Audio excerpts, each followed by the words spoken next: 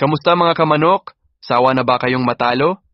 Balita ko sunod-sunod ang talo ninyo. Well, congrats sa inyo at pinatunayan ninyo na hindi na kayo intro boys kasi simula pa lang talunan na kayo.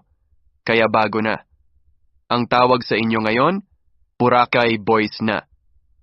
Hindi na kayo intro boys, bagong achievement ninyo iyan, kaya keep up the good work. Pero kung gusto nyo papalitan ko na si Ricardo. Ako na?